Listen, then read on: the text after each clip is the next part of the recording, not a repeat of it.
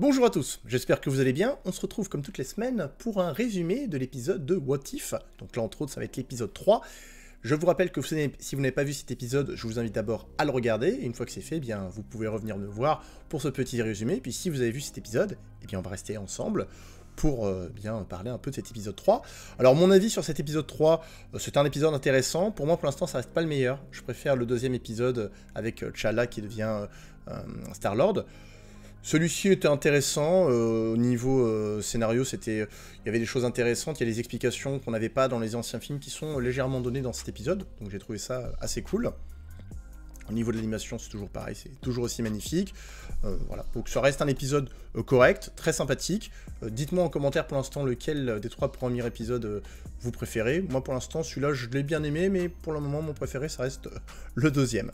Donc le nom de cet épisode, c'est donc « Et si le monde avait perdu ses plus puissants héros ?» Voilà, donc du coup, eh bien, l'épisode commence assez significativement, pardon, excusez-moi, parce qu'en gros, il commence en début de semaine, un lundi, voilà. Et en gros, il va se passer des choses intéressantes sur une semaine. Alors, vous allez voir ça au fur et à mesure, c'est assez cool. Enfin, c'est assez intriguant et assez cool en même temps. Du coup, le lundi, bien qu'est-ce qu'on a? Et on a en fait Nick Fury qui commence sa phrase. Il y avait un projet, donc on connaît cette phrase qui dit à la fin de Iron Man à Tony Stark, est-ce que vous connaissez le projet Initiative? Et donc Black Widow est avec lui en voiture et elle lui indique que oui, il y avait un projet, rassembler un groupe de personnes hors du commun pour voir si on pouvait faire, enfin s'il était possible de faire encore mieux.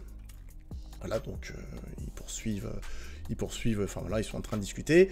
Où est-ce qu'ils se rendent? Eh bien, en fait, ils se rendent en direction d'un donuts, enfin d'un magasin, d'un truc de donuts, d'un café donuts, voilà, en direction donc de voir Tony Stark. Donc cette scène-là, on l'a déjà vue dans Iron Man 2, c'est exactement la même scène où en fait Nick Fury essaye de, comment dire, d'embaucher entre guillemets Tony et de lui expliquer qu'il n'a pas que ça à faire, de le surveiller par rapport aux frasques qu'il fait. Voilà, donc vous vous souvenez dans Iron Man 2, il pète un peu les câbles, il pète un peu un câble, Tony. Donc là, voilà, c'est exactement la même chose. On a ensuite Natasha qui, bien comme dans Iron Man 2, va tenter de soigner Tony pour lui faire un peu rétrécir ce qu'il a là au niveau de sa cicatrice qui s'amplifie, et justement à cause de son réacteur arc qui n'est pas assez puissant pour justement le soigner. Sauf que là, il va se passer quelque chose qui va changer la donne. Oui, parce qu'en fait, dans le film, Tony s'en sort très bien, il n'y a pas de souci, il va très bien. Sauf que là, eh bien, dans la série, dans l'épisode 3, malheureusement, Tony Stark meurt. Et oui, Tony Stark, Iron Man, meurt. Il tombe au sol et il meurt. Alors là, c'est... Voilà. Petit choc, on s'attendait pas à ce que dès le début comme ça Tony Stark meure, sans prévention aucune. Bon, très bien, on poursuit l'épisode. Donc l'épisode se poursuit avec le gardien qui explique un peu que dans notre univers à nous, il y a donc 3 événements qui sont passés en une semaine. Donc ça, comme je vous disais, c'est assez cool parce que du coup on apprend qu'il y a quand même des événements qui se sont passés ensemble sur une seule semaine. Donc ces 3 événements, ce sont donc Iron Man qui a combattu dans quand même Monte Carlo, donc ça c'était dans Iron Man 2. Le deuxième événement, c'est Thor qui se fait connaître entre guillemets à San Francisco, donc ça c'est dans le premier Hulk. Donc le premier Hulk à l'époque c'était l'acteur Eric Bana qui jouait Hulk, et donc ça ne fait pas partie du MCU. C'est l'incroyable Hulk qui fait partie du MCU, mais là visiblement c'était au moment, je crois que c'est ça, je crois que c'est à l'époque où effectivement il était à San Francisco et où il s'est fait connaître. Donc voilà, c'était sur une seule semaine. Non d'ailleurs, attendez, je dis n'importe quoi. Non, c'est même pas Hulk, non, c'est pas le premier, autant pour moi. Non, c'est le deuxième Hulk, justement, où il se transforme un peu avant. Ah, je suis un peu mitigé. Est-ce que c'est le premier à San Francisco ou est-ce que c'est le deuxième? N'hésitez pas à m'aider en commentaire. Parce que je suis un peu mitigé. J'avais noté, effectivement, je pensais que c'était à San Francisco, mais finalement, je suis en train de me dire que c'est peut-être le deuxième Hulk. Voilà, et donc le troisième événement qui s'est passé sur cette semaine, c'est donc Thor qui est arrivé sur Terre, qui a été banni de Asgard par son père Odin, et donc qui est arrivé sur Terre. Et donc le gardien nous rappelle que dans notre univers, eh bien, on a donc les Avengers qui effectivement ont combattu, sauf que là c'est pas le cas puisque Tony Stark étant décédé, bah, ça va un peu compliquer la tâche. Voilà, donc on arrive à mardi. Donc déjà, lundi, Tony Stark est mort. Très bien, ok, super.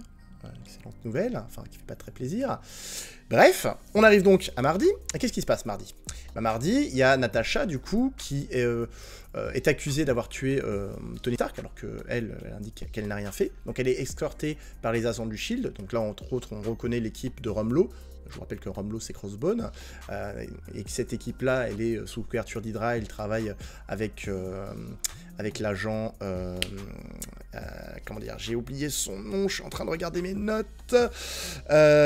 C'est Pierce, voilà, c'est ça. Il le ramène vers Pierce. Et donc du coup pour s'expliquer, pour savoir pourquoi elle a tué Tony Stark.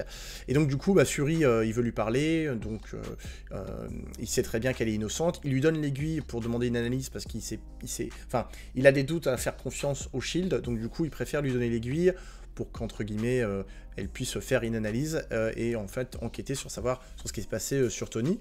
Du coup, Natasha, pour elle, c'est pas un souci, hein, parce que c'est Black Widow, elle sait très très bien se battre. Du coup, elle est enfermée avec tous ces garçons dans le fourgon, donc elle arrive quand même à s'échapper, hein, elle les met tous KO, et elle se libère en moins de 2. Donc c'est très rapide, hein, voilà, il faut pas l'enfermer longtemps, ça sert à rien, parce qu'elle se libère assez facilement. Ensuite, on a Fury et Hawkeye qui sont, eux, au Nouveau-Mexique.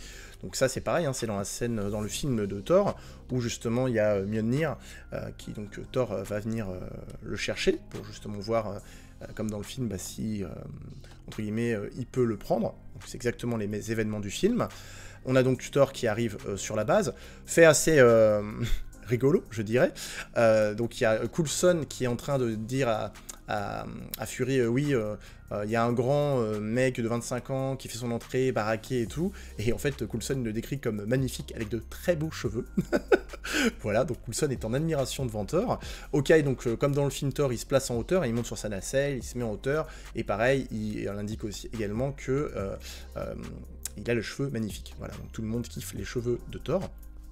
Parce que voilà, c'est vrai que Thor a une belle chevelure, hein, on va pas se le cacher. Qu'est-ce qui se passe ensuite? Et bien ensuite, c'est la mort de Thor. Et oui.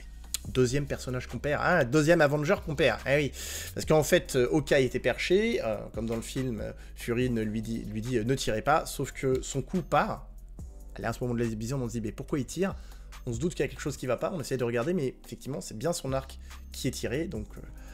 la flèche, malheureusement, tue Thor, et vu que c'est un simple humain, bah voilà, il va pas survivre. On a donc ensuite Hawkeye qui est enfermé, parce que du coup, comme Natasha avec Iron Man, il est accusé d'avoir tué, effectivement, Thor, ce qui n'est pas le cas, parce que lui, effectivement, il se défend en disant qu'il ne l'a pas tué, qu'il s'assure qu'il n'a pas tiré. Ça fait déjà, effectivement, 2 morts en une semaine, ça fait beaucoup. 2 morts en une semaine? Non. 3 morts en une semaine. Eh oui. Et oui, parce que Hawkeye est tué dans sa cellule. Alors on ne sait pas trop pourquoi, à ce moment de l'épisode. Fury va le voir, lui dit allez, debout soldat, et puis pouf, il tombe par terre. Donc voilà. 3 Avengers de décédés. Il est sympa cet épisode, hein, il est très joyeux. Très joyeux. Du coup, il y a Fury et Coulson qui sont donc à la morgue avec ces 2 nouveaux cadavres. Ils sont en train de se questionner qui c'est qui a bien pu tuer 3 personnes en une semaine. Il faut quand même une personne assez compétente, parce que pour s'en prendre à 3 personnes en plus complètement différentes en 2 jours, donc on a quand même un playboy millionnaire, donc Tony Stark, on a on a un dieu, du coup, Thor, et puis on a un espion, enfin un garde, enfin pas un espion, mais un agent du SHIELD. Voilà, donc faut quand même avoir des compétences. Donc là, à ce moment-là d'épisode, on se dit, effectivement, c'est assez bizarre. On arrive à mercredi, la semaine n'est pas finie. Oh non, la semaine n'est pas finie. Non, on arrive à mercredi, et là, à ce moment-là, eh bien, on a Natasha qui doit donc faire son examen, qui doit examiner l'aiguille. Et du coup, qui c'est qu'elle va voir? Elle va voir le Dr Ross. Le Dr Ross, là, eh bien... comme tout le monde le sait, c'est la fille du général Ross, donc Betty Ross, qui est donc experte en biologie cellulaire. Donc là, elle est à l'université de Virginie, si je ne m'abuse, c'est ça. Donc en gros, elle veut lui donner parce qu'elle veut le faire en dehors du SHIELD, parce que comme Nick Fury, il se méfie un peu de ce qui peut se passer au SHIELD. Du coup, ils essayent, enfin, elle veut voir avec Betty, qu'est-ce qui s'est passé. Du coup, Betty fait une analyse au niveau de l'aiguille, et elle lui indique en gros que l'antidote n'est jamais sorti de la seringue, et que Betty pense qu'il y a un projectile qui est sorti à la place de l'antidote, et c'est ça qui a tué Tony Stark. Donc là, à ce moment-là, effectivement, on se pose des questions, on se dit, d'accord, un projectile qui a tué Tony, très bien, ok, bon. Assez intriguant à ce moment-là, même moi, là, j'étais en mode, d'accord, j'étais en train de me dire, qui c'est qui fait tout ça? C'était assez inquiétant, voilà. Donc du coup, Nick Fury appelle Natasha pour lui annoncer malheureusement la mort de l'agent Barton. Donc on sait que Natasha et Hawkeye a été très proches. Effectivement, Natasha a envie de se venger, on dirait. Enfin, c'est pas on dirait, c'est qu'elle a envie de se venger, elle a envie de savoir effectivement qui s'en est pris du coup à Clint Barton. Il y a donc Fury, en gros, qui dit à Natasha que quelqu'un essaye de détruire l'initiative Avenger, enfin de tuer toutes les personnes liées à l'initiative Avenger. Donc, comme on voit à l'écran, on a donc Hulk, on a Thor, on a Hawkeye, on a Iron Man, et puis en haut à gauche, si vous regardez attentivement, en haut à gauche, alors non, vous ne voyez pas parce qu'il y a ma tête, hein, forcément. Est-ce que je peux essayer de déplacer ma tête pendant que j'enregistre? Eh bien, je vais vérifier ça avec vous tout de suite. Voilà, je déplace pendant que j'enregistre, c'est pas grave. En haut à gauche, pardon, on voit en fait qu'il y a la mère de Hope Van Dyne, qui n'est autre que, j'ai oublié son nom et je suis extrêmement nul, c'est Janet Van Pine, voilà c'est ça. Janet Van Pine, qui est donc en haut à gauche. Voilà, donc visiblement, oui, c'est vrai qu'elle fait partie du Shield, effectivement. Donc je vais replacer ma tête en haut, voilà, ni vu ni connu. Voilà, donc il essaie de savoir un peu qui c'est qui a fait le coup. Du coup, il y a Natasha qui, du coup, indique qu'elle est à la recherche en même temps de Banner. Elle croit savoir où il est. Donc là, Banner, effectivement, il était avec Betty, il était caché dans l'armoire. Ce qui était assez cool, c'est que du coup, là, c'est Mark Ruffalo qui reprend le rôle de Banner. À l'époque, c'était Edward Norton dans l'Incroyable Hulk. Donc là, voilà, c'est un peu histoire de coller un peu tout cela correctement, parce que l'Incroyable Hulk fait partie du MCU, hein, je vous le rappelle, même si c'est Edward Norton qui joue dans le film. Là, du coup, dans l'épisode, ils mettent Mark Ruffalo pour le remplacer, pour un peu lier tout cela. Du coup, Natasha, elle entend les militaires arriver, donc exactement comme dans l'Incroyable Hulk, les militaires arrivent du coup pour arrêter Hulk, tout simplement. Il y a Coulson pendant ce temps-là, lui, qui retourne à la base, sous surveillance du gardien, enfin surveillance. Le gardien ne le surveille pas, il observe. Il n'intervient pas, il observe. Voilà. Donc du coup, le gardien, il est là, il observe. Coulson est dans la voiture, il reçoit un appel de Nick Fury pour lui dire, en fait, Nick veut savoir où est-ce qu'il est. Coulson lui explique qu'il allait prendre du café et son café préféré à Nick. Il arrive à la base, et qu'est-ce qui se passe en arrivant à la base? Eh bien, il y a Loki et toute son armée d'Asgard qui arrivent. Et oui, là, parce que vu que Thor il est mort, eh bien, il vient de se venger. Hein, donc, il y a toute l'armée, il y a même le gardien, là, puis il y a toute l'équipe au complet. Donc là, il y a de quoi faire. Je pense que voilà, hein, les Asgardiens contre les humains, hein, c'est Asgardien 1, Terrien 0. Donc pendant ce temps-là, à l'université, il y a Natasha qui prévient du coup Fury que le général Ross et toute son armée sont arrivés à l'université. Et que donc, il va falloir... Enfin, en gros, qu'elle est occupée et qu'elle doit essayer d'évacuer Banner, je pense, entre guillemets. Même si elle ne le dit pas dans l'épisode, voilà, on le comprend assez rapidement. Bruce, malheureusement, se fait tirer dessus. Il y a quelqu'un, du coup, qui lui tire dessus. Alors, dans le film, effectivement, personne lui tire dessus. Donc là, c'est un événement en dehors du film, un événement, du coup, qui est lié à Tony Stark, à Thor, à Hawkeye, qui est donc attiré sur Bruce Banner. L'armée, parce que Ross, du coup, demande qui c'est qui a tiré, mais du coup, les mecs de l'armée indiquent que personne n'a tiré. Donc, du coup, quelqu'un d'autre s'en est pris à Banner. Du coup, Banner, quand on lui tire dessus et qu'on l'embête, qu'est-ce qui se passe? Eh ben, il se transforme. Eh ben, bien entendu qu'il se transforme, bah oui, c'est Hulk. Donc voilà, si on l'énerve, boum, il se transforme. Pendant ce temps-là, qu'est-ce qui se passe avec Loki? Loki, lui, qui était du coup face à Nick Fury et à Coulson, qui n'a pas trop apprécié que Nick décroche son téléphone pour parler à Natasha, etc. Bon, on connaît Loki, il est très... voilà, il veut que toute l'attention soit portée sur lui. Bien Loki, du coup, il enclenche le coffre des anciens d'hiver, donc qui est l'arme des géants de glace, pour un peu impressionner Nick Fury et attaquer tout le monde, glacer tout le monde. Pendant ce temps-là, parce que ça fait des va-et-vient entre ce qui se passe au camp du Shield et ce qui se passe à l'université avec Banner, avec Hulk. Du coup, pendant ce temps-là, Hulk, il est en train de combattre comme dans le film les militaires, et à un moment donné, il grossit. Mais là, on voit bien, il grossit anormalement. Vraiment, bizarrement, très très bizarrement, et boum, explosion de Hulk. Voilà. Donc un Avenger encore en moins. Ok. Donc là, à ce moment-là, tu te dis, très bien, bon, bah, ok. Donc on retourne vers Loki et Fury. Donc Fury qui explique à Loki qu'ils ont un ennemi en commun et qu'ils doivent s'entraider pour savoir qui c'est qui s'amuse à tuer les Avengers et qui c'est qui a tué du coup Thor. Loki est magnanime, il laisse 24 heures à Loki pour trouver l'assassin. S'il le trouve pas, bah voilà, il va faire de la Terre, il va faire la Terre une terre de glace et de cendres pour, en gros, il veut terrasser tout le monde.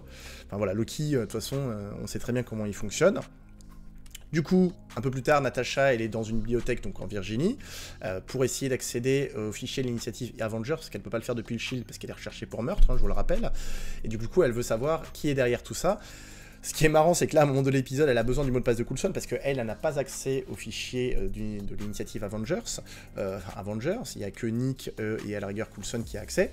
Du coup, elle a besoin du mot de passe de Coulson. Le mot de passe de Coulson... est très marrant parce qu'il insiste pour lui dire non, je vous le donnerai pas. Non, je vous le donnerai pas. Allez, Natasha lui dit mais vous appréciez Clint, c'était un de vos amis et tout, donc voilà. Donc, du coup, Coulson lui dit bon, très bien, mon mot de passe c'est #SteveSteveSteve, j'aime Steve 0704. Voilà, donc je vous donne ce mot de passe en même temps au cas où si vous voulez l'utiliser. Donc voilà, Coulson qui on se doute bien que là, Steve, c'est Steve Rogers, Captain America, parce que voilà, Coulson est un fan invétéré de Captain America. Ça, il n'y a aucun doute là-dessus. Donc, elle accède au fichier du Shield. On voit effectivement qu'elle a accès au dossier de Coulson, de Fury, de Janet Van Pine, de Maria Hill, d'Alexandre Pierce. Et en passant par ces fichiers, elle apprend qu'une personne morte il y a 2 ans a accédé à la base de données donc, de l'initiative Avenger la veille. Donc, effectivement, très suspect. Elle essaye de prévenir Fury parce que du coup, elle sait qui c'est qui a accédé à la base de données. Elle, du coup, elle prévient Fury, et en prévenant Fury, en fait, en essayant de prévenir Fury, elle se fait attaquer. Donc on sait pas par quoi, parce qu'en fait, elle est projetée en l'air, bam, bam, bam, de tous les côtés. On se dit, bah, c'est une force invisible qui est en train de la frapper, là, c'est quoi ce délire? Du coup, elle est projetée dans tous les sens, et au moment où elle veut prévenir Fury, elle se fait happer. Mais la dernière chose qu'elle a pu dire à Fury, c'est en gros que c'est Hope qui a attaqué. C'est Hope. Elle lui dit en gros, c'est Hope. Et en gros, bah, elle se fait attraper, donc on pense à ce moment-là de toute façon qu'elle est morte, parce que vu que les autres sont décédés, bah, une autre Avenger en moins, voilà, hein, on élimine tout le monde au fur et à mesure, on perd pas de temps. Mais du coup, lui, Fury, pardon, il est un peu désemparé, il est avec Coulson lui explique que du coup, Fury c'est le dernier Avenger, Fury lui explique, parce que Fury n'est pas un Avenger, mais c'est lui qui a créé le projet Initiative, mais Fury lui explique non, que c'est pas moi le dernier Avenger. Il va dans sa voiture, il sort le beeper qu'on connaît très bien, hein, c'est le beeper de Captain Marvel, qu'elle lui a donné du coup dans le film Captain Marvel dans les années 90. Et donc du coup, en gros, il lui dit que ce beeper, c'est leur dernier espoir. Sauf que là, en fait, il est en train de faire le lien, il dit, attends, le dernier espoir, Hope, et là, il commence à comprendre quelque chose qui pourrait les aider. Du coup, il n'utilise pas le beeper, il le remet dans la boîte à gants, parce que le beeper était dans la boîte à gants de sa voiture. C'est pas très malin comme cachette, hein, il aurait pu le cacher ailleurs. Bref. On arrive donc à jeudi. Donc je vous rappelle que lundi, mardi, mercredi, on a perdu quand même pas mal d'Avengers, là quand même. Hein. On a perdu Iron Man, on a perdu Thor, on a perdu Hawkeye, on a perdu Hulk, et là, on a perdu Natasha. Voilà. Donc déjà, 5 Avengers. Il en reste plus. Il en reste plus, là, c'est un peu la catastrophe. Donc voilà, donc du coup, Fury, il décide d'aller du coup à San Francisco. Et il va sur la tombe de Hope Van Dyne, donc la fille de Hank Pym, Hank Pym, le premier Ant-Man, hein, je vous rappelle. Donc Hope Van Dyne, dans cette réalité, visiblement, elle est morte. Et en fait, ce qu'on apprend, c'est que, dans cette réalité, dans cet univers, elle est décédée. Et en fait, ce qu'on apprend via l'intervention de son père, parce que son père intervient pour prévenir Nick Fury que, en gros, voilà, en fait, il lui dévoile son plan. Et en gros, dans cet univers, Hope, elle a rejoint le Shield, alors que dans Ant-Man, elle avait refusé effectivement de venir au Shield. Mais du coup, là, dans cet univers, vu que Nick Fury visiblement a un peu plus insisté, du coup Hope est intervenue, est venue quand même au Shield, et elle est décédée, donc elle est décédée, là on apprend, en Ukraine, et en fait, Hank, il veut se venger de la mort de sa fille, puisque sa femme est morte à cause du Shield, donc sa femme, à cause du Shield, sa femme, vous vous souvenez, c'est dans Ant-Man, on apprend qu'elle est décédée parce qu'elle est, décédée, lui il pense qu'elle est décédée, hein, mais nous on sait tous qu'elle est vivante, parce qu'elle est juste réduite à l'état de micro-particules, donc au monde tout petit. Elle devait faire ça pour désamorcer un missile. Donc là, il pense que sa femme est morte, sa fille, elle est morte. Du coup, il a perdu tous les êtres chers, tout simplement. Donc du coup, là, il va chercher à se venger. Enfin, il veut se venger, tout simplement. Et c'est ce qu'il a fait en tuant au fur et à mesure les différents Avengers. Donc il a expliqué au fur et à mesure comment il a fait. Par exemple, pour Tony Stark, il s'est mis en fait dans l'aiguille et il a intervenu avant le vaccin pour justement tuer Tony. Pour Thor, en fait, il a foncé vers la main de Hawkeye pour enclencher son mécanisme. Enfin, son mécanisme, n'importe quoi. Pour enclencher son doigt pour tirer la flèche. Pour Hawkeye, il est juste intervenu, il l'a tué en mode tout petit. Pour Black Widow, donc pour Natasha Romanoff, on l'a vu, il l'a combattu. Pour Hulk, en fait, on voit dans l'épisode que la balle qui a été tirée sur Banner, c'est lui qui est venu en tout petit s'introduire via le bras de Banner, et en fait à l'intérieur de son sang, on voit en fait qu'il lui a lancé une sorte, pas de fiole, mais d'élément sur son cœur qui a fait amplifier son cœur. Et en fait non, l'élément, je viens de tilter, je viens d'y penser, en fait, l'élément qu'il lui a envoyé, c'est l'élément qu'on a vu dans Ant-Man, vous savez, c'est les petits ronds là, qui permettent d'agrandir ou de rétrécir, donc c'est ça qu'il lui a envoyé sur son cœur, et le temps que ça s'amplifie, voilà, il a fait boom Hulk. Donc voilà, en gros, il dévoile son plan, c'est un plan de vengeance, hein, parce que du coup, Hank est tout seul. Ce qui se passe après, c'est que Hank et Fury se battent, et là, à un moment donné, on se dit, dis donc, Fury, il se bat super bien, parce que Fury, d'habitude, il tire au flingue, il tire bien, quand même, il tire assez bien, mais quand il se bat pas aussi élégamment. Et là, à un moment donné, tu te dis, c'est pas Fury, ça. C'est pas Fury. Non, moi, je le savais à ce moment-là, je me suis dit... Là, ça sent le Loki, parce qu'en plus, il est en train un peu de titiller Hank Pym à droite à gauche, en mode, alors je croyais que vous tuiez les gens, allez-y, tuez-moi. Effectivement, et mes torts étaient bien fondés, parce qu'effectivement, ce n'est pas Fury qui combattait. Alors, au début, sûrement que Fury était au cimetière avec Hank, mais en gros, il s'est éclipsé, et c'est Loki qui est venu à la place, parce que Loki, voilà, il a pris l'apparence de Nick Fury, puis il s'est amusé un peu avec Hank Pym. Du coup, ils ont fait équipe pour combattre du coup Ant-Man, du coup Ant-Man est donné entre guillemets aux Asgardiens. Fury dit à Loki, maintenant qu'on a vengé la mort de Thor, je vous invite à quitter ma planète. Et Loki, comme à son grande habitude, non, je vais rester sur Terre finalement. Non, je pense que je vais rester un peu plus sur cette Terre.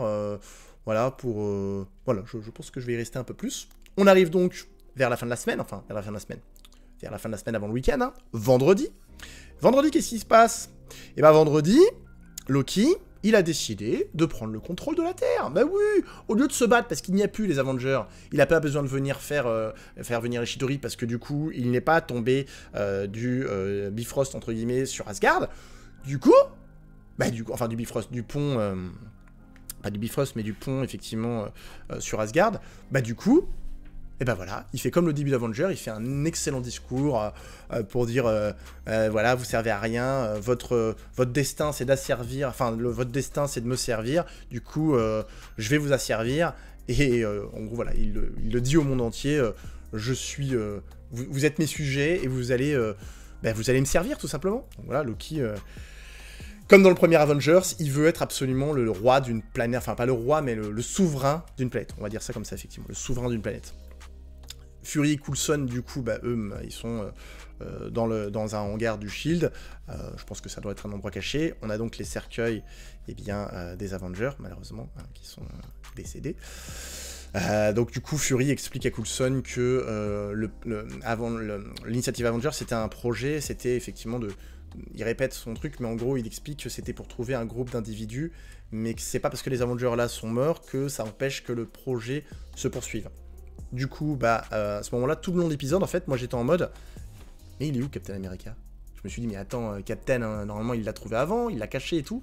Et en fait, non, dans l'épisode, on on voit en fait que, que Fury va chercher Captain. Parce qu'en fait, à ce moment-là, tout ce qui s'est passé avant, le Captain n'était pas, entre guillemets, décongelé, il n'était pas dans une base du Shield. Non, non, il était toujours dans le pôle Nord, congelé. Voilà, donc du coup, Fury, eh bien, il va chercher le Captain. Du coup, il va former, je pense là, à ce moment-là, une nouvelle équipe d'Avengers. Et en plus du Captain, qui c'est qui va prendre? Captain Marvel. Voilà, en plus, Captain Marvel qui est prête à se battre. Voilà, donc c'est le début d'une nouvelle équipe. Après, bon, bah, on peut partir sur plein de théories, sachant que je vous rappelle que tous les épisodes sont différents les uns des autres. Peut-être qu'à un moment donné, il y aura un épisode qui sera centré sur ce qui s'est passé par la suite avec ces nouveaux Avengers, entre guillemets. Mais en tout cas, là, bah voilà, on arrive sur la fin. Voilà. C'était un épisode... Alors, comme je vous ai dit, cet épisode, pour moi, il était intéressant. Il n'était pas nul, hein, il était intéressant. Mais pour moi, j'ai préféré effectivement le deuxième. Là, j'ai trouvé effectivement que c'était... comment dire, la facilité entre guillemets de tuer les Avengers, même si effectivement tu regardes, tu fais ah d'accord, ils sont tous en train de mourir, et même quand tu arrives à à Hulk, moi j'étais en mode mais ils peuvent pas tuer Hulk, il est immortel. Bon, bah, enfin il est immortel, il est pas immortel, mais il peut pas, voilà, c'est très difficile de le tuer quoi. Visiblement non, Ant-Man. Voilà. Donc n'hésitez pas à me dire ce que vous avez pensé de cet épisode en commentaire, hein. J'ai très envie d'avoir vos avis, hein. Je vous rappelle que je lis tous vos commentaires. N'hésitez pas également à mettre le pouce vers le haut, ça me ferait extrêmement plaisir. Je vous invite également à partager la vidéo si celle-ci vous a plu, et puis à enclencher la petite cloche pour être au courant de toutes les nouvelles vidéos qui vont sortir. Merci de m'avoir regardé, je vous dis à la prochaine, c'était Mikey Mike, salut!